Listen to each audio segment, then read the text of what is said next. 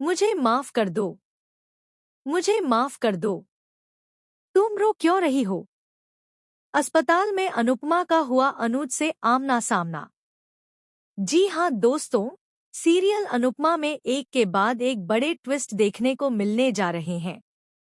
जहां एक तरफ अनुपमा बेहद दुखी हो जाती है क्योंकि राही एक बार फिर उसके खिलाफ हो जाती है। दरअसल अनुपमा जब राघव को अनु की रसोई में एक कर्मचारी के रूप में रख लेती है तो राही को यह बात बिल्कुल पसंद नहीं आती और वह गुस्से में आकर घर छोड़ देती है। राही का यह व्यवहार अनुपमा को अंदर से तोड़ कर रख देता है। वह इस बात से बेहद आहत होती है कि उसकी अपनी बेटी ही अब उसे समझने को तैयार नहीं है।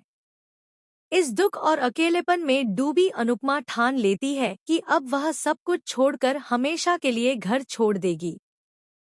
बिना किसी को बताए अनुपमा चुपचाप घर से निकल जाती है और सबको पीछे छोड़ देती है। लेकिन कहानी यहीं नहीं रुकती। अब आता है सबसे बड़ा मोड़। अनुपमा की अचानक मुलाकात होती है जिंदा अनुज से। जब अनुपमा एक अस्पताल में जाती है तो उसकी नज़र एक बुरी हालत में पड़े मरीज पर पड़ती है और वह कोई और नहीं बल्कि अनुज होता है। अनुपमा को अपनी आंखों पर विश्वास नहीं होता। वह तुरंत अनुज को पहचान लेती है और डॉक्टरों को बुलाकर उसे एडमिट करवाती है। अनुज की हालत देखकर अनुपमा के होश उड़ जाते हैं। उसकी आंखों से आंसू थमने का नाम नहीं लेते। कुछ देर बाद जब अनुज होश में आता है तो अनुपमा उससे सवाल करती है, अगर तुम जिंदा थे तो वापस क्यों नहीं आए? इतने सालों तक कहाँ थे तुम?